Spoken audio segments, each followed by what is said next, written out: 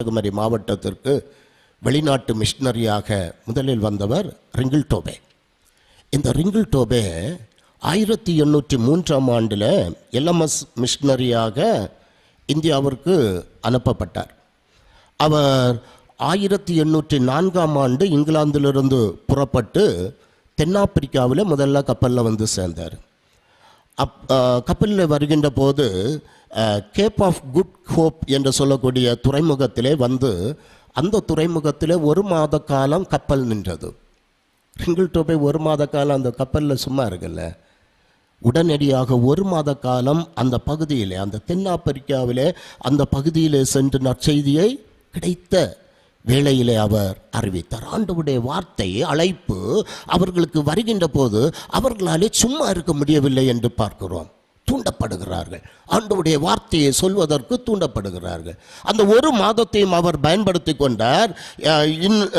1804ஆம் ஆண்டு டிசம்பர் மாதம் 4ஆம் தேதி தரங்கம்பாடியிலே வந்து சேருகிறார். தரங்கம்பாடியிலே வந்து சேர்ந்து தமிழை கற்றுக்கொண்டார். தரங்கம்பாடியிலிருந்து நம்முடைய கன்னியாகுமரி மாவட்டத்திற்கு வருகிறார். 1806ஆம் ஆண்டிலே அவர் வருகிறார். 2வது மாதத்தில் அவர் பாளையங்கோட்டையில் வந்து திருநெல்வேலியிலே பணிகளை எல்லாம் கவனிக்கிறார்.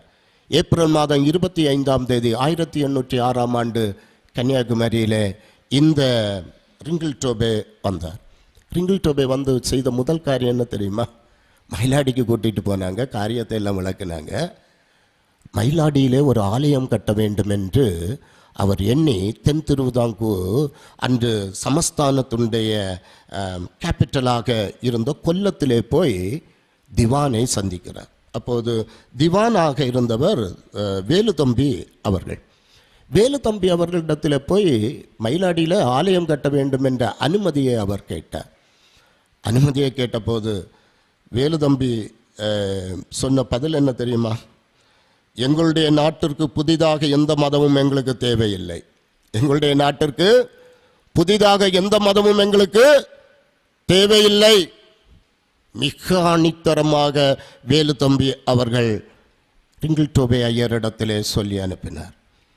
ஏமாற்றத்தோடு அவர் திரும்பி வந்து திருநெல்வேலியிலே போய் தங்கியிருந்து அவர் அங்கிருந்து இந்த மயிலாடியிலே எப்படி ஆலயத்தை கட்ட வேண்டும் என்ற திட்டத்தை தீட்டினார். 1807ஆம் ஆண்டு திரும்பவுமாக மயிலாடியிலே வந்து ஒரு ஆலயத்தை கட்டுவதற்குரிய அனைத்து முயற்சிகளையும் எடுத்து அனுமதியை பெற்று 1809 ஆலயம் அங்கு கட்டப்பட்டது. ஆண்டவருடைய வார்த்தையினாலே தூண்டப்பட்ட அருட்பணியாளர்களுடைய நிலைமை. அவர் அந்த இடத்திலே ஆலயத்தை கட்டிவிட்டு 1816ஆம் ஆண்டு அவர் திரும்பி போயிட்டார். வெறும் 10 வருஷம்தான் கன்னியாகுமரி மாவட்டத்தில் அவர் ஊழியம் செய்தார். ரிங்கிள் டோபே சின்ன வயசு, 35 வயதில் அவர் திரும்ப போகிறார். அவருக்கு பிரிவு உபசாரம் வைத்தபோது நற்கருணை ஆராதனையாக நடந்தது. அந்த நற்கருணை ஆராதனையில் பிரிவு உபசார விழாவில் ரிங்கிள் டோபே ஐயர் என்ன சொன்னார் தெரியுமா? உங்கள் அன்பிற்கு நான் என்றும் நன்றி உள்ளவனாக இருப்பேன். இனி இந்த உலகத்திலே நீங்கள் என்னை சந்திக்க இயலாது.